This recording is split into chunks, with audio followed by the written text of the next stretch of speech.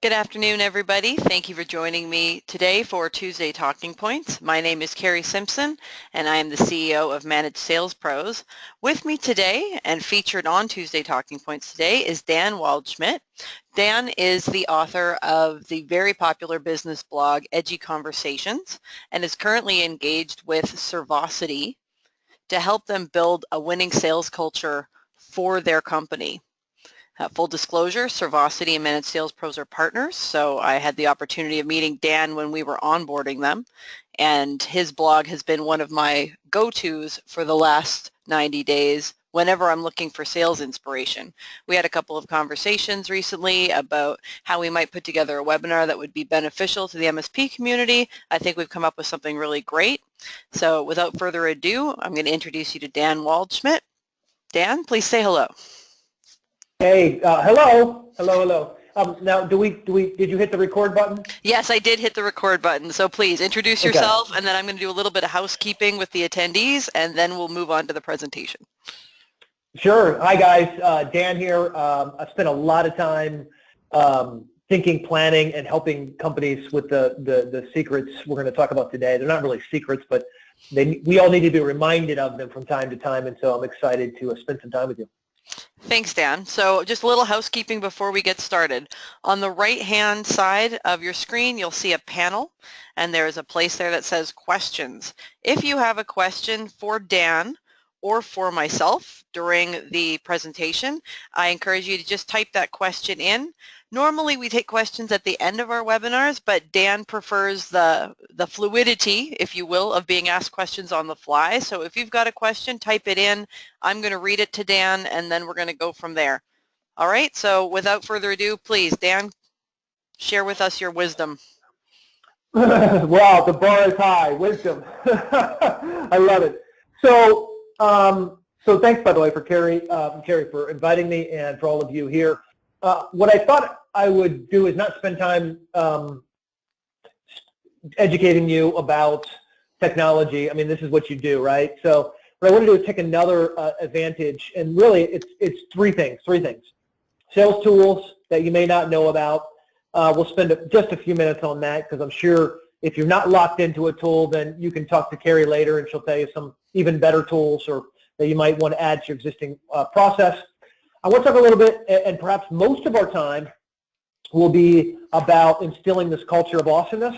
And then last, I want to talk about client experience, because I feel like in this area, in our area of business, IT, managed services, this is perhaps one of the most overlooked areas of business. And while we all poke fun at United for the ridiculous behavior that they did, dragging somebody off the plane, to be frank with you, almost day in and day out, I see the exact same sort of malpractice happening in the IT space, where we don't know how to love customers, and then we wonder why they go and leave us.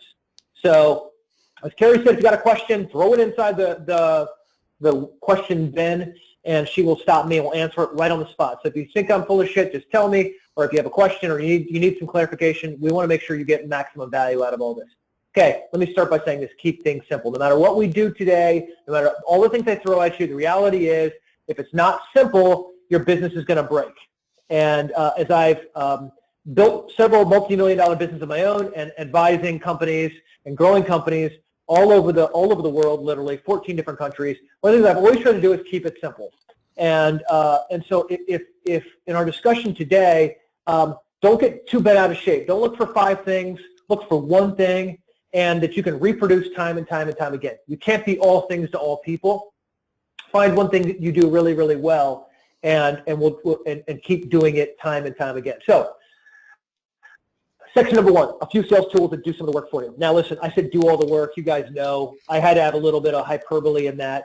The reality is that with any sales tools, if you ever have read one of my blogs, I'll tell you this: look, sales is personal. It's about person to person. It's not about you hitting a button. Anybody who tells you that something is fast, quick, or cheap, you should run. That person is scamming you, right? That's not realistic. However, if you're already engaging with a company like Managed Sales Pros, which we are, as Carrie mentioned, what are the tools that you can wrap around that that lead process development, that lead generation, to help you do your job even better, right? So that's the question we're asking. We've got some tremendous focus from Carrie's team, and perhaps you even have a small team like that in-house yourself that's doing these things. What are some other things that you need to do? So as I look at this, as I look at our team and I look at other teams, it's like you need to engage customers who are poking around your website. You probably need to look for people in your local area you can do business with. You need a great CRM. And then what are some ways you can move data back and forth without hiring 50 different developers?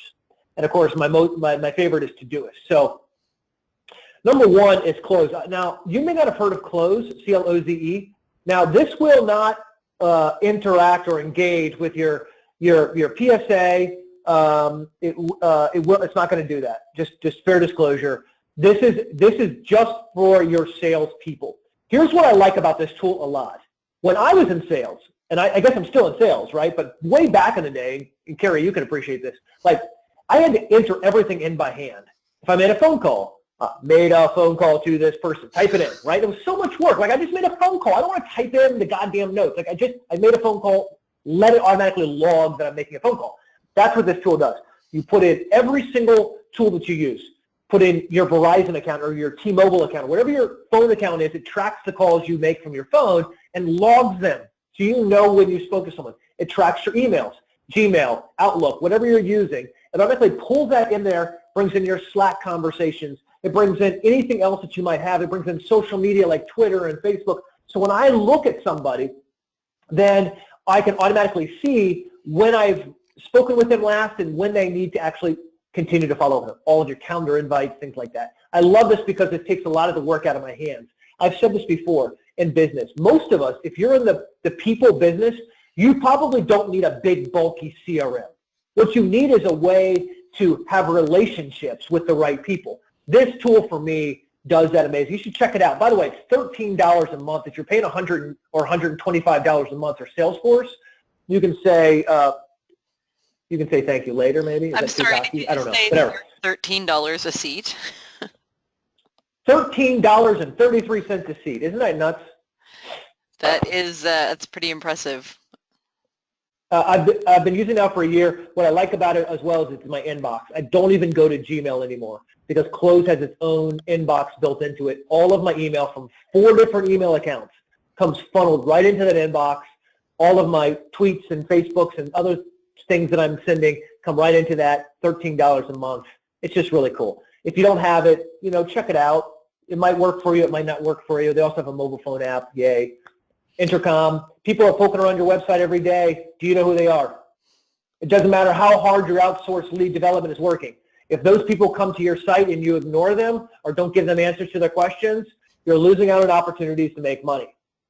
How do you know? Let me give you a perfect scenario that many of you might be struggling with right now.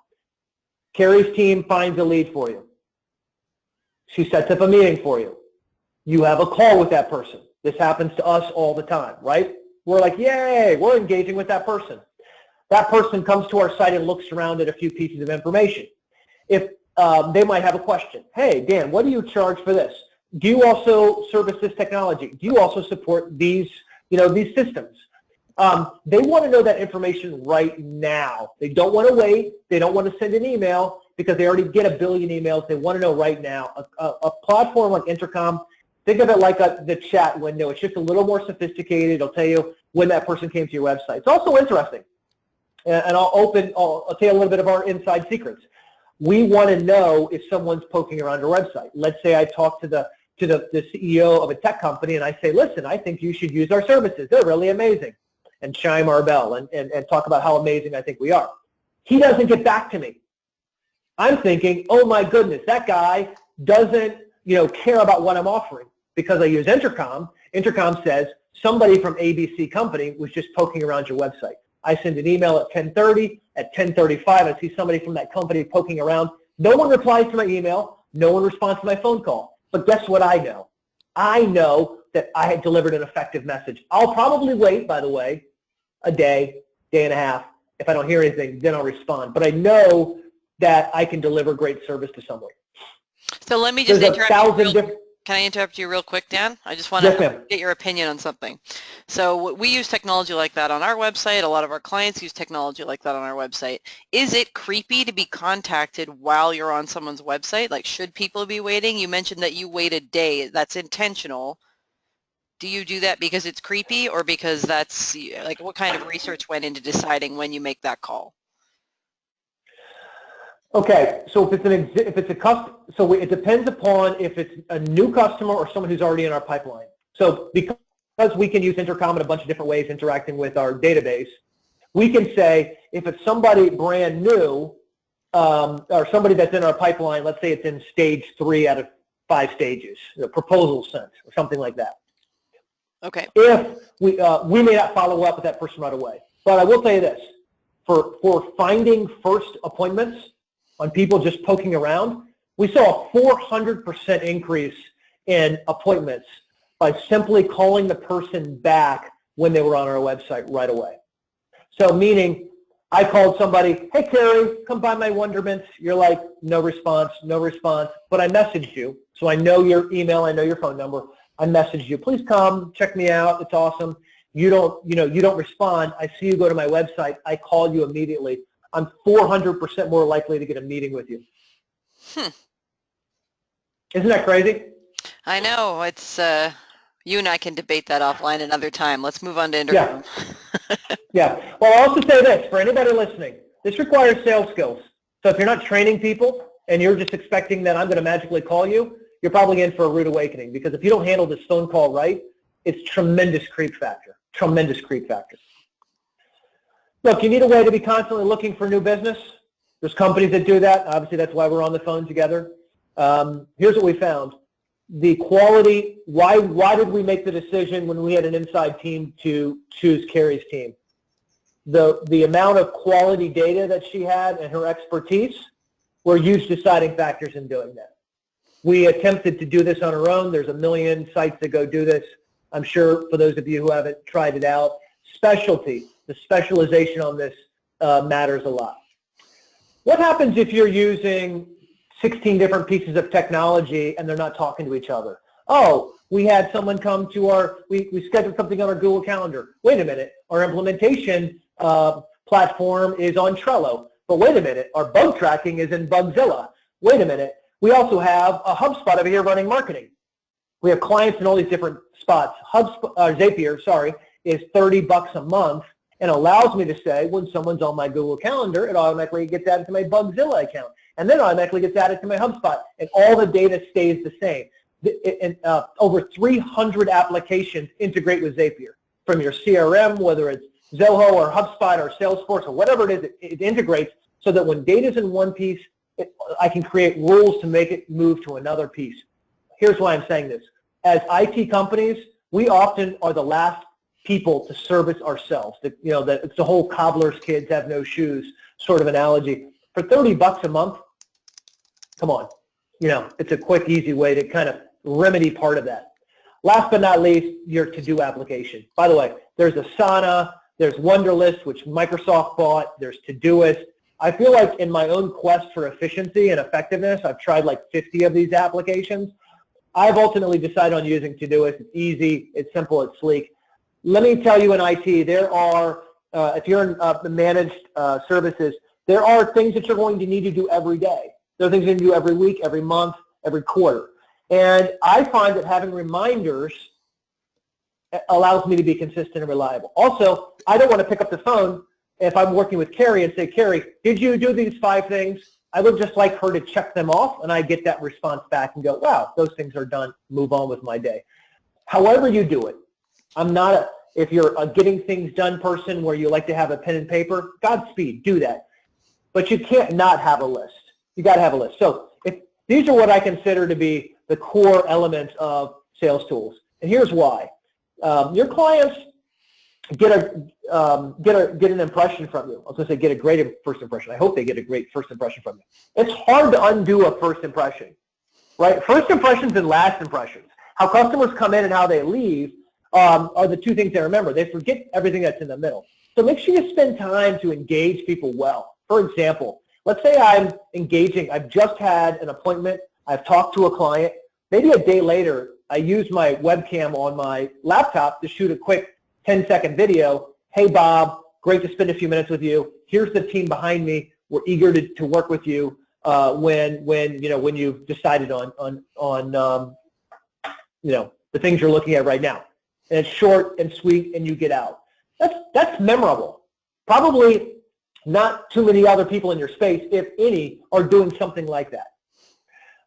And so there's just a series of really smart things you could do to make sure that customers are happy with what you're doing. Now, before we move on to culture, let me just give you, in my business, whatever I've done, whether it's working in IT or advising companies or building my own companies, I've really had two rules for how we do business. Let me share this with you. You can, I've tried big mantras and fancy, sales plans, and what's enabled our teams to grow at 1,000% growth year over year, that's 10 times revenue year over year, is this. Be incredibly easy to do business with, and then number two, be so awesome people ask for more. I'm surprised the number of times I try to buy a piece of software, and it's so hard to buy it. I'm like trying to negotiate, like, oh, I want this piece of software, right? Anyone who has Salesforce, one of these other big bulky platforms, I'm not throwing them under the bus. We all use them. But you try to engage, and it's so cumbersome. It's so frictional, right? Now, think about your own sales process. Are you easy to do business with? Because there are customers that would do business with you if you were easy to do business with. And then number two, are you so awesome that people ask you for more? Let me ask you this question. When was the last time one of your customers said to you, hey, Bob, hey, whatever your name is, you know what? I love working with you guys. Are you thinking about adding any other services? Are you thinking about doing anything else? We love working with you. If you're not having these sort of conversations in your business, then maybe this next section is something that you really need for us to, kind of sharpen your pencil and us talk about it in detail. Hey, I have another question for you. Let's do it. So here, I want your feedback on something. Calendaring. When you're requesting time from somebody, where does the onus fall on scheduling that sales appointment or any sort of appointment? Where do you sit on the Calendly and other tools? You didn't mention any of them here, but I've always wondered on the etiquette of that. So let's say I'm trying to schedule a sales appointment with somebody. A pet peeve of mine. I gotta tell you, I hate those damn tools. I hate them. that may be the Antichrist speaking. I hate them. I mean, again, it's that incredibly easy to do business with. Hey, Carrie, I'd love to meet with you. You go to my calendar. You grab a time. You do all of this. I'd rather just say, Carrie, can we meet at 2 p.m.? You look down at your calendar, go, yeah, that works. Then I say, great. I will send you an invite. I don't expect you to remember. I remember. I might even add an agenda or some other notes to it. That's just my 2 cents. By the way, what do you think? I think that falls right into you should be making it easy for people to buy from you more than you should be making it easy for you to sell to people, right? The onus is on you to make the buying experience easy. It's great if you can automate things and save time for your sales team, but if you saving time for your sales team is creating work for your prospects, you're going to be less likely to sign that business. If I can just go and do something over here instead of having to jump through hoops to give somebody my business, that's what I'm going to do. Right? So even in that beginning stage, right, in those beginning stages when you're prospecting, make sure that you're making it seamless and easy for your prospects to engage with you. Don't expect them to schedule appointments or look at your calendar. Like, make sure that you're doing that for them. The fewer steps they have to go through, the better. So think about that before you think about how can I make my sales team's life easier. First, think about how can I make my buying experience easier. Exactly. It's just not, so here's where, you said this so much more eloquently than I would. Here's what I would say. It's just not awesome. It's not awesome to tell a client, go do all this work, and oh, by the way, have your checkbook ready because I'm going to sell the shit out of you, right? Sorry, did we say if this is PG rated? It's fine. Anyway, look, you know what I mean? Like, think about some of these ideas. You're exactly right. It's not about, oh, I want my sales process to be easy. It's about how to make it easy for them to buy from us. Exactly right. By the way, I'll tell you this. For those of you who are nerdy, we use heat maps on our websites to see where people go. We have HubSpot for part of our marketing automation, and they have a product that allows you to do this. Calendly does as well. There's a few out there that do this. We put heat maps. Do you know what we saw? That only 1 out of 7 people who viewed a calendar booked an appointment. That's like 17%. Wow. So imagine this. I want to meet with you, Carrie. Please meet with me. You go, yeah, I think I want to meet with you too. And I go, hey, go book yourself an appointment. And only 17% of the time you do it. And let me say that a different way. 83% of the time, even though you think you want to meet with me, and I know for sure I want to meet with you, 83% of the time it doesn't happen because I use a stupid tool to try to automate it. That should scare the pants off you. 83% drop off? If that was a shopping cart instead of a calendar, right? If that was a shopping cart, people would be falling all over themselves to figure out why the abandonment rate was so high. Most people don't even know that that's happening. They don't even know because they're not exactly. They're not even tracking it, and in their quest for automation, this goes to many conversations you and I have had. Look, I love to automate things because I need, as a boss, guess what I need? Data, reports. So if the more I can automate, the more I like that stuff. However, when it comes to people, we don't automate people. We don't automate awesome. We don't automate relationships. It doesn't work for dating. It doesn't work for business. It doesn't work for highly productive people. It just doesn't work. So it's something to think about. Which leads right into this point number 2, which is being awesome. And this is a word I've used recently a lot, and because when you think about your business from the perspective, or your culture, from this perspective of awesome, it changes the internal conversations. Let me give you an example. I used to be and I'm very metrics driven, but I would, we'd have profiles, the ideal customer profile that we're going after, and you have all these rules and process. One thing that really helped us internally was when we were doing marketing, I would say to our team, they would say, oh, we need to show you this. And I would say, oh, is it awesome? And a lot of times they'd be like, well, not really. And I'd say, well, then go back and tweak it until it is awesome. And what I'd find is that when people knew the bar, the level of accomplishment that gets you a pat on the back is awesome, every single thing we did internally took it up a notch. From our people answering the phones to salespeople and how they would ask one more question. They would fight past that no, right? Now, where does that come from? Awesome is driven by you, the leader. And I hope if you're listening on this call or listening to this later, you're the leader. Here's the empowering thing. This is all about you, right? This is about you because it all comes from the top. Here's one thing I've noticed, that in today's business culture, working with millennials don't care about money, which is great if you're the boss and need to spend, to pay for these employees. They don't want what Gen Xers and Y do. We want bonuses and stock options and growth plan initiative rewards, all this stuff. Millennials don't want that. You know what they want? They want a reason to pick up the spear and go into battle. That's what they want. And so I realize as we become mission driven, like we are here to take on, name the competitor. We are here to grow at some unbelievable rate. All of a sudden, my employees grab onto that and are much more effective than if I sit them down and say, okay, now, here's what you're expected to do. I need 5 qualifieds. On every qualified, you're going to get a $250 bonus. And if you do those 5 qualifieds for a quarter, all 3 months in a row, then you get this extra double on top bonus. And what happens is their eyes glaze over, especially when they're having a bad day, and go, that's never going to happen anyways. But when I say, here's our mission, we're going to be awesome at X, all of a sudden, everyone steps it up a notch internally. And I would challenge you on that. I go into a lot of companies or I talk to leaders, I'm networking at events, and I'll say, what do you do? And they'll say, oh, well, we do IT, we're managed services, and there's like 10 other guys who do it in our space or in our city, and we're kind of, we mainly deal with healthcare, and there's no mission. There's no mission. And perhaps you haven't had a chance to sit down and think about your mission, but without one, you're going to continue to struggle. So let me just share what some ingredients are when it comes to creating this a culture of awesome. And this is one of the cultures that we've chosen ourselves. There's really 3 ingredients.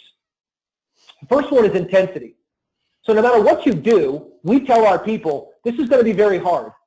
Now, this may be counterintuitive to your hiring process. A lot of people's hiring process is this. We're going to have you do this role. I want you to step through these steps, follow this process. We're going to have you do these things. Don't worry. I think you can handle it.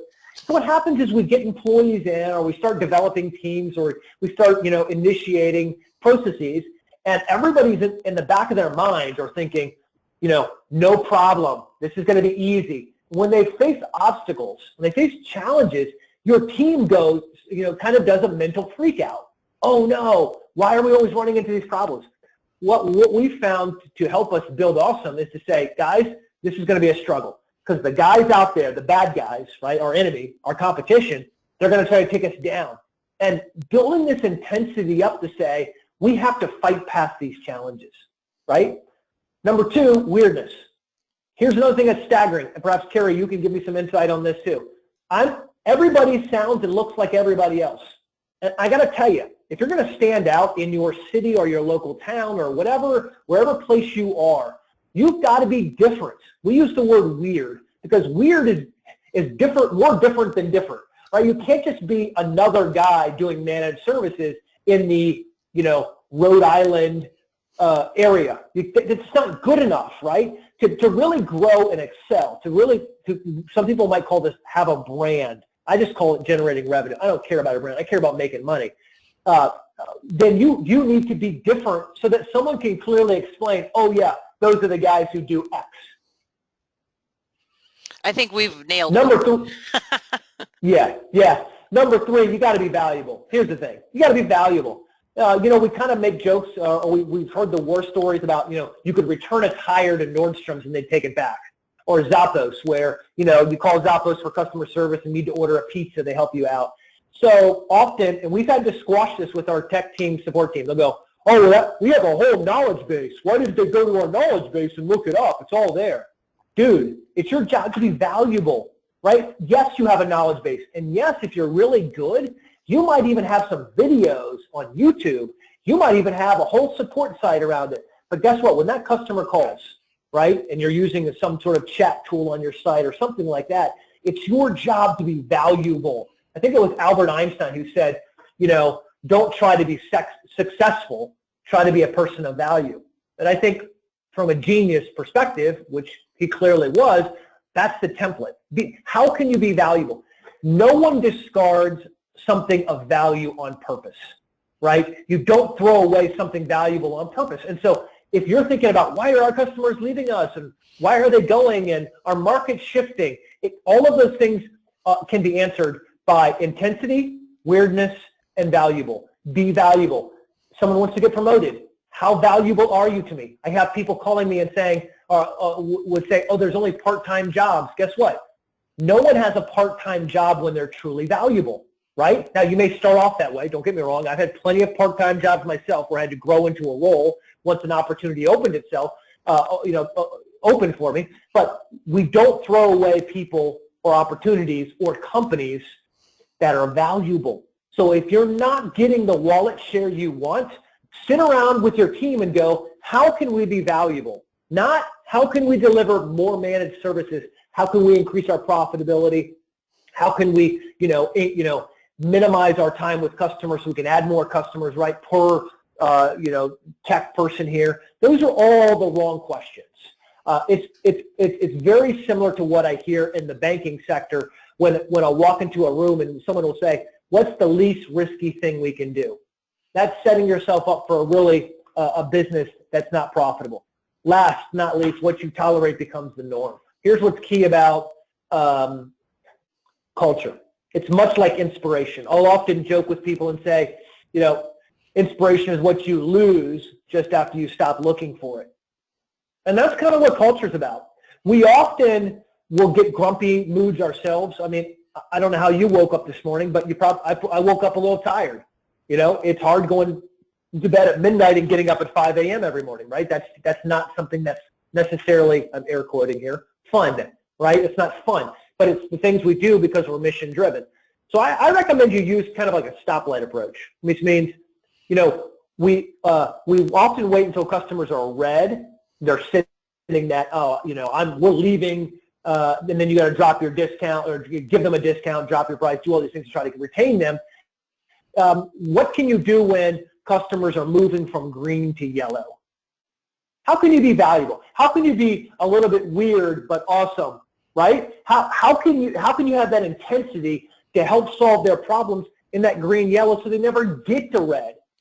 What you tolerate becomes the norm. If you tolerate your team not delivering awesome, your team's going to not deliver awesome more times.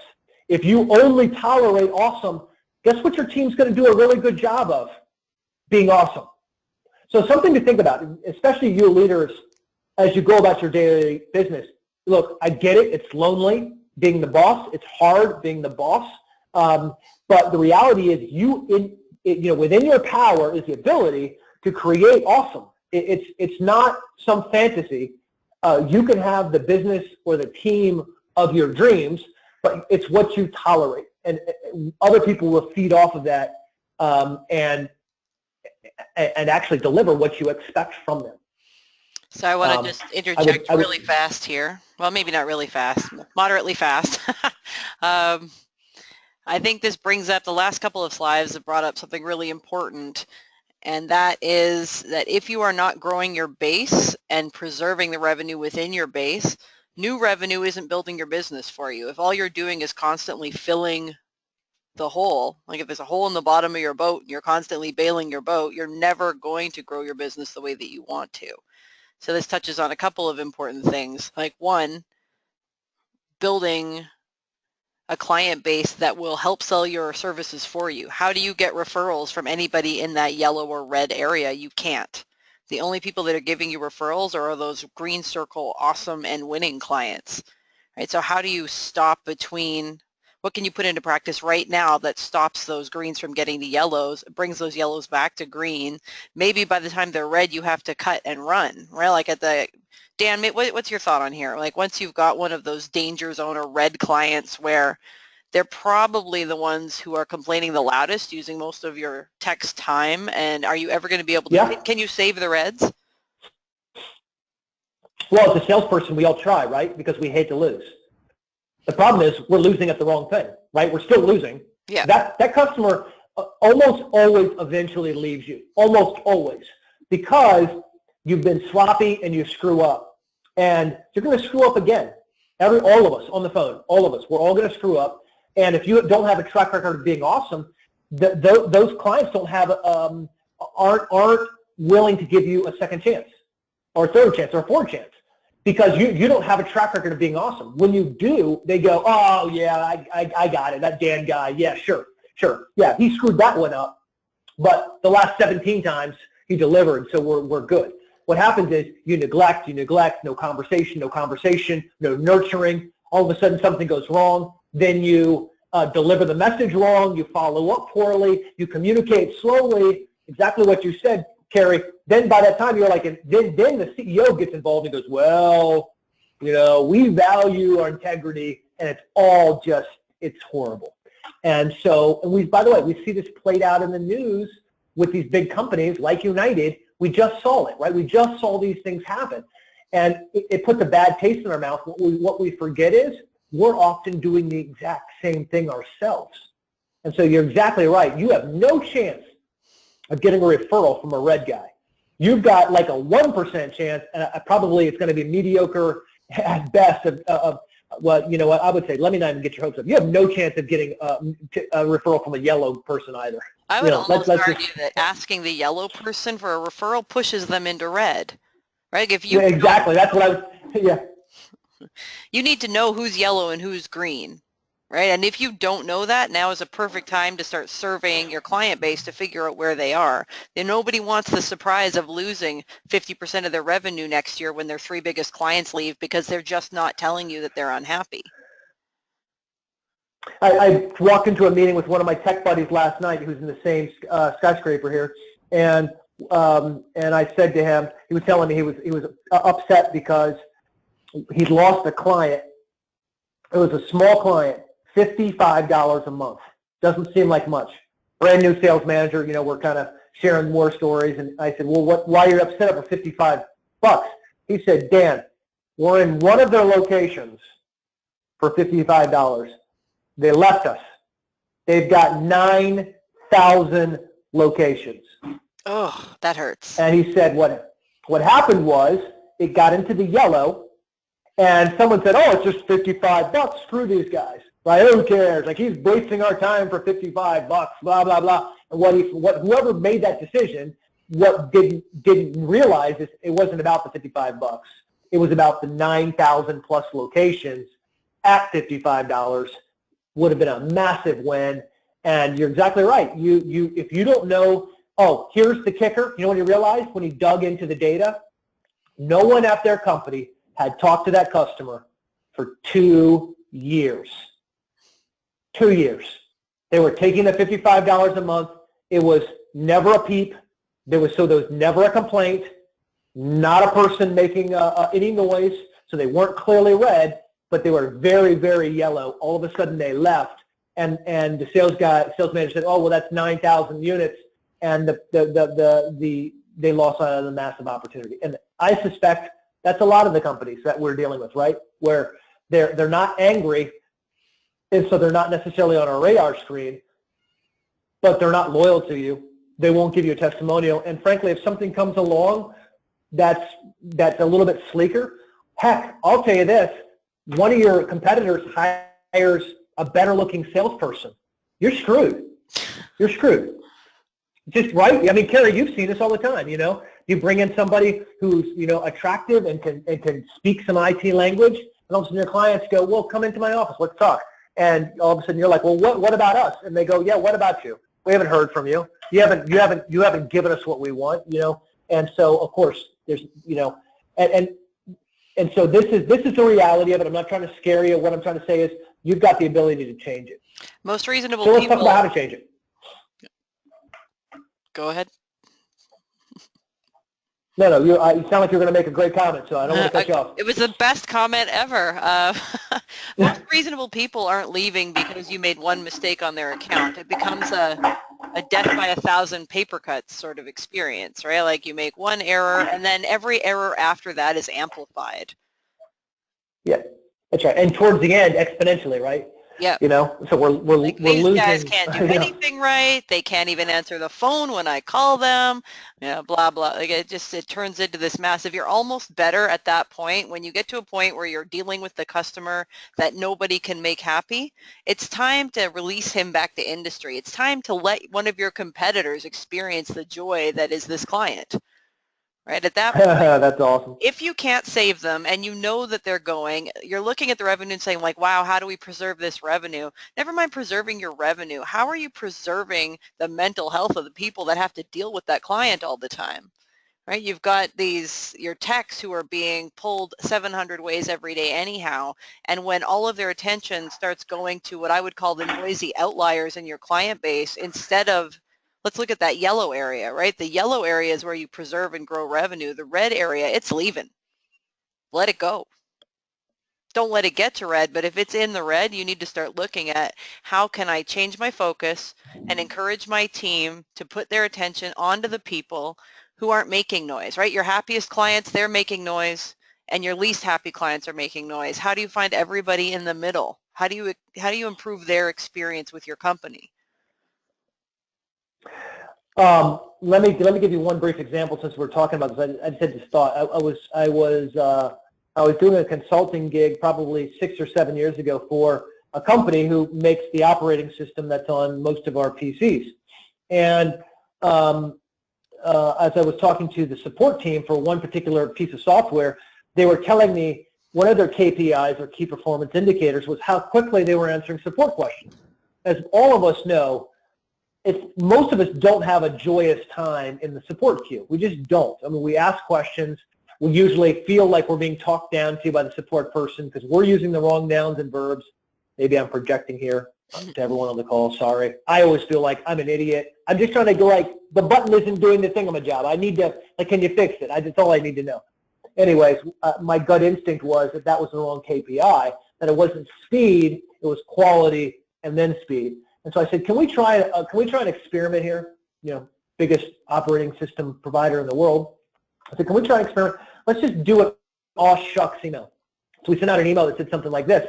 Hey, Carrie, hey, Dan here. Got to tell you, I hung up our close the support ticket and got to thinking, I bet you have another question for me. What else can we help you with? Something like this, right? Very short, 2 to 3 sentences. Do you know the percentage of people who answered that email? It was something like 78%, almost more than 75. 3 out of 4 people who got that email answered back and had a legitimate support request. Now, let me tell you another stat that'll blow your mind for those listening.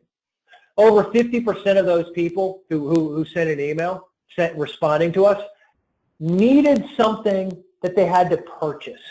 So yes, they had a problem, but it wasn't about support. It was like, oh, guess what? I need an extra SharePoint license. Oh, I need an extra license of this product over here. I'm not screwed up on my licensing. And so that's why something was going awry.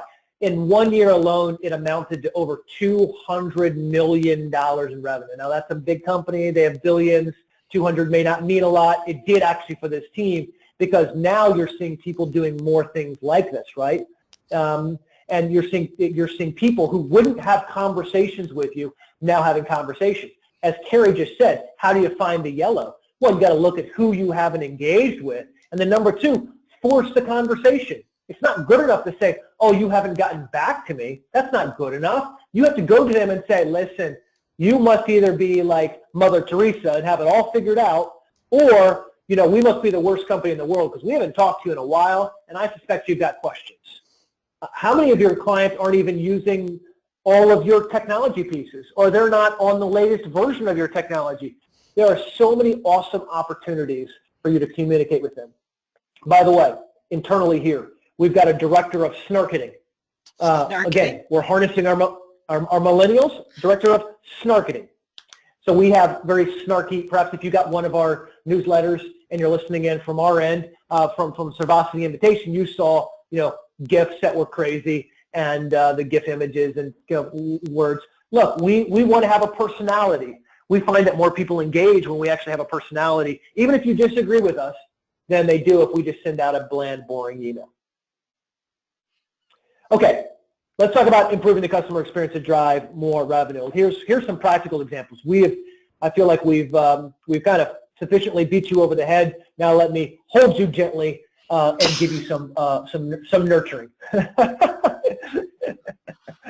That's probably inside your comfort zone a little bit too much, right? Okay, so I'm surprised at the number of managed services companies I talk to that have horrible looking websites. Shame on you. Shame on you, shame on you, shame on you. Now, we don't do websites. I'm not pitching any goods or hawking anything. I want to take a couple of just some ideas to throw at you to say how to increase the experience. Number 1, try something like Envato. Whether you're throwing up a landing page, a support page, look, you can buy a whole website for 50, 60, 70 bucks. Will it be perfect? No. Will it look better than the one you're using now? Unless you're one of a rare few that actually has something professional, yes. And by the way, you're not hiring somebody at $25, $30, $40, $50,000 to make your website. You're spending 50 bucks. You're handing it off to a coder and say, hey, add our logo, finish this, make this better. There's no excuse for not having something that's polished. Look, I'll be frank with you. How can you go in and tell a local customer, we've got you, sit back, we've got you, we're a tech company, and then have a website that looks like it was made by a 3rd grader or worse, right? And now the excuse some of you have told me is, but Dan, we're busy servicing customers. I know, but you've got $50 and you can go make your website look half as awesome as you are, and it'll still be 10 times better from that sloppy website you're using right now. You're going to spend a few more dollars, something like 99 designs. Maybe you want a brochure to hand out, or maybe you need, maybe you want to take that, that support literature that no one looks at, and you actually want them to read it. You can go to 99 designs, put up a contest. They normally start at a couple $100, so 100, 199, 299, something like that. And you could say, here are my colors, here are my logos, here's kind of the style that I like. Go make me something. Here's what's cool.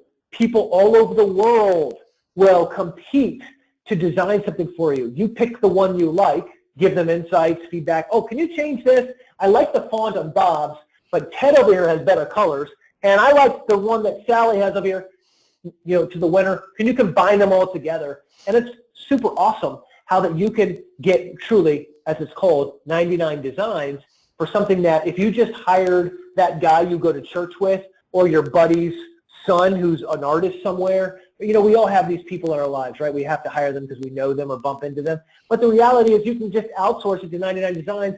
We have people all over the world sometimes designing T-shirts and designing one-page handouts and all kinds of neat things really, really quickly. And guess what clients feel like? Clients are like, wow, those guys have their act together. It goes back to that awesomeness.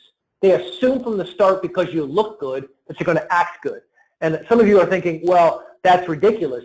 I am awesome. They should just know it. Well, they don't. I was going to say something else, but no, they don't. So use some smart tools to increase your customer experience. Now, as Carrie was saying, how do you find customers who are on the yellow? How do you spot them? How do you improve them? You might consider using a site like Fiverr. Here's why I like Fiverr, and there's other sites like this. It's like $5. For $5, I can, all these tasks are in here. I can have somebody tweak something on my website. I can send somebody a CSV of data, a spreadsheet of data, and say, hey, look through this and tell us whatever we're looking for. I can have, somebody make me a podcast image, or I can have somebody go on here and do some light work. Now look, it's not going to be as specialized as when you hire Carrie or someone like that to do very focused lead generation work. That's not what we're talking about here. But maybe you need someone to polish up a blog post. Maybe you need someone to polish up a newsletter you're sending out. You're thinking, oh, I wish I had somebody on my team to do all this marketing. You do. It's $5. By the way, it's on your phone. They've got a phone app, mobile app, web app, all this stuff. Like there's no excuse for in that 5 minutes you walk from, your building to the coffee shop, you're pecking away on your phone, finding somebody to create a Facebook advertisement for your local business. Right? By the way, we love Facebook advertising for geo-targeting, for bringing in, some leads. You still got to qualify them, work them, but excuse me, some great ideas. $5. $5. Now, by the way, not everything on Fiverr is $5. That's when they start. Many people will charge you $10, $15, or $20. That's okay. You're not paying per hour. You're not hiring a consultant. For light, easy, quick tasks, it's a great way to get things done. We use Fiverr for all kinds of things here. And it's amazing, isn't it? We've built, we'll go to online databases and just have somebody from Fiverr mine the entire thing for us. Right? It isn't $5. We might pay a couple of $1,000s to get 20,000 contacts built for us, and out of those 20,000, maybe we can use 2,000 of them. But that's $1 a contact. That's much less than I would pay using any of the list brokerages or data houses like Dun & Bradstreet or Hoover's or any of those. And I can go and build infinite lists using Fiverr. Yep.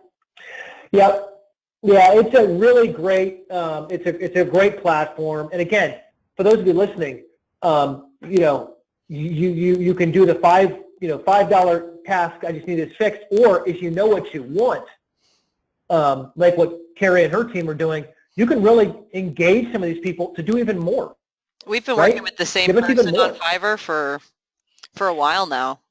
We work with the same person over and over again, and then we just click a button, like right from my phone. I click a button and send them a link and say, build this for me, and they send me back a quote, and I click accept, and it's finished, and it's automatically billed to my credit card. It is simple. Yeah, it's so cool. And what also you don't have, oh, maybe you do, you may not want to employ a full-time senior data analyst for $200,000 a year. That may not be something you want to do.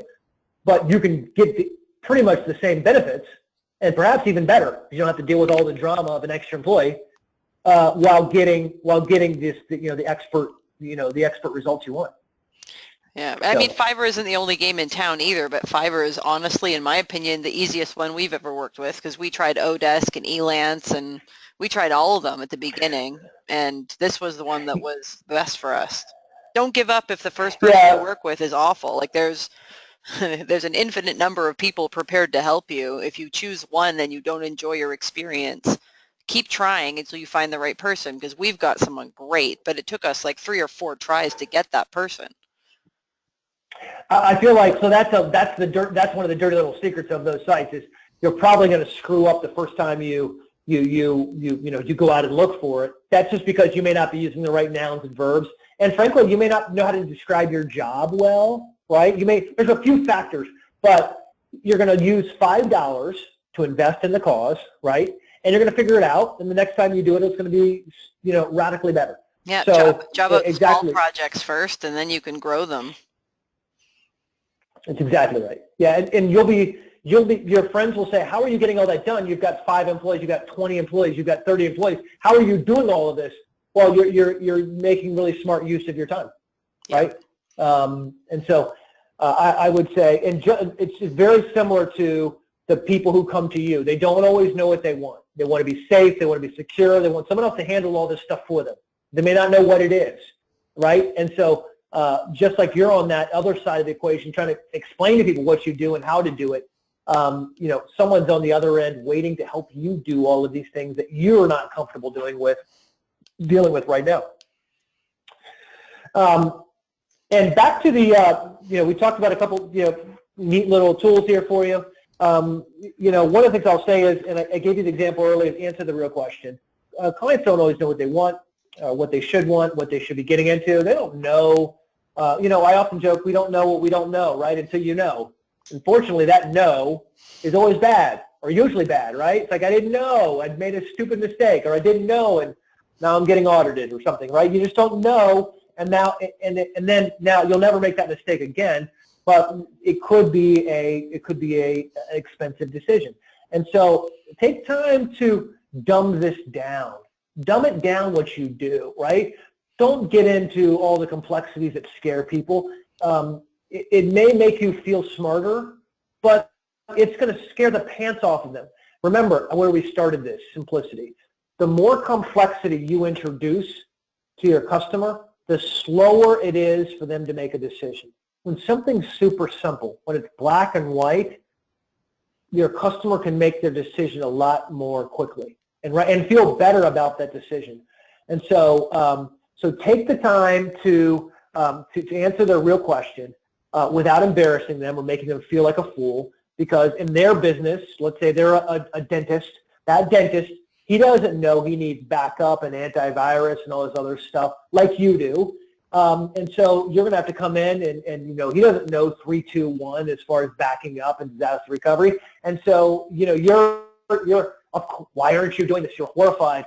And he's now feeling like a fool going, I spent, $300,000 in medical school, and now I now have to learn IT. And so, right. And so your idea of success is just to walk them gently through what they should know and the questions they may not even know to ask. Last but not least, if you have any other questions, feel free to type them in the box now. Is remember, keep things simple. So I'll go back to our 2 rules: be incredibly easy to do business with, and 2, be so awesome people ask for more. What are you doing now that's making it very difficult for people to do business with? Like Carrie discussed, and I brought up, if you're making somebody go to your calendar and pick time so that you can talk, so that you can sell them something, that probably wouldn't qualify as being easy to do business with. So not trying to pick on that. That's just one of those things that a sales guy can try to convince you is a great sales tool, but it's not keeping things simple. And then 2, awesome. What could you do that would be awesome? And this isn't something that you're going to roll out of bed and go, oh, we're going to do this, and it's easy. Awesome is something that you're constantly challenging your team. By the way, you don't need to figure this out this moment. Challenge your team to figure it out. Team, what could we do that's awesome? Challenge it every meeting. What could we do that would be awesome? When we're trying to get those yellows to green, what would be awesome? It may not be a white paper. It may be you sending them your quote-unquote box of awesome with some goodies in it, some thank yous, things like that. What could you do that's awesome? And these are guiding principles that will help you take your business to the next level. Make no mistake, The guy who wins the game is the guy who's awesome. That's always the case. This is really a discussion about how can you be that guy.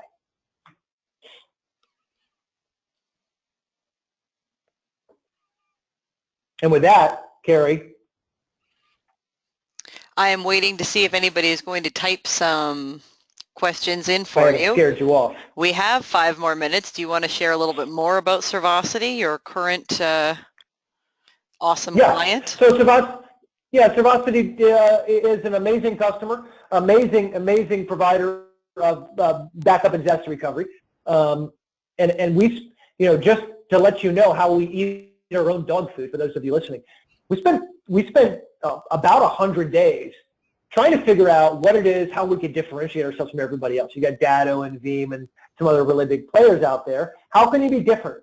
And here's what we ultimately decided on: simplicity. And so there are 3 key things that make us different than everybody else. Now, 1, all of our offerings come with unlimited storage in the cloud. There's no tiered pricing. It's incredibly easy to price because there's no incremental upside or additional billing each month. 2, everything's flat rate, so it's just price per server, and the more you spend, the more you save. Simple models, right? So it's per device, easy to count, easy to quote. People are like, how do I quote this? I don't know what the gigabytes are. Easy, it's per device. Unlimited storage, and then last but not least, we realized that 80% of our support requests in our quest to be awesome, 80% of our support requests were coming from people who just accidentally hit the wrong button. Oh, I set 14 days of backup instead of 60. So we built a concierge team to actually do the install work for our customers. Again, I'm not saying we've solved all of life's problems. We play in a very small niche of backup and DR, but this is our way of taking everything we've talked about today and trying to live that walk of being awesome. Oh, there's a lot of great advice in there, Dan. Thanks for taking the time today. I haven't seen any questions come in. I'm going to give everybody a couple more minutes. If you've got a question that you'd like answered, we've got a few more minutes to address that. And Dan, have you got some contact information for you personally, or will they find you through servosity.com? Yeah, they can go to servosity.com and poke around and find, find everything you need to know. I mean, I'm on Twitter and all over the place. You got to do a basic search and you'll find too much information out there, right? That's true. And yeah, for those who are asking right now about the recording will be available on our YouTube channel shortly after the presentation is finished. It usually takes me a couple of hours to get it sent over to marketing, and marketing converts the file and then uploads it, but it will be available and you'll be able to access it. The slides are also available if you'd like them. And if there are no other questions. Let me leave you with one thought for those of you listening. Listen, when you come to a webinar like this, it can seem all-consuming, and let me just challenge you with one thing. Do one thing. Don't do 5, don't do 2, don't do 100, do 1. What's one thing you can walk away with today that you can do? Do one thing. Maybe it's just asking your team the simple question, hey guys, some guy on a webinar asked me to ask you, what could we do that would make us awesome? Right? Do one thing, and that momentum will guide you towards other steps and other questions and other progress, and you might find yourself 3 months from now in a position that you've only been dreaming about, right? Because you did one thing. So find that one thing and do it. Excellent. There's a great Gary Keller book if you're trying to figure out what your one thing is, and it's called The One Thing. It's one of the best books that I've read this year. So if you've got the opportunity to spend a little time doing some reading and you're trying to focus on one thing in your business, Gary Keller, go check it out. And with that, I think we're done for today. Dan, thanks so much for spending the time with us. Thanks for having me. And I will, I'm sure, have reason to speak with you again soon. Indeed. Come on back next week, everybody, when our featured guest on Tuesday Talking Points is going to be David Delaney, and he's going to talk about how to effectively coach your internal sales development teams. David Delaney's experience includes about 20 years of working with high growth companies in Silicon Valley, including OpenDNS. He's also worked with Acton Software and a couple of other big name players, and now he works for Tenbound Consulting. I'm really excited that he's agreed to share with us, and I hope to see you all again next week. Thanks very much, and have a great afternoon.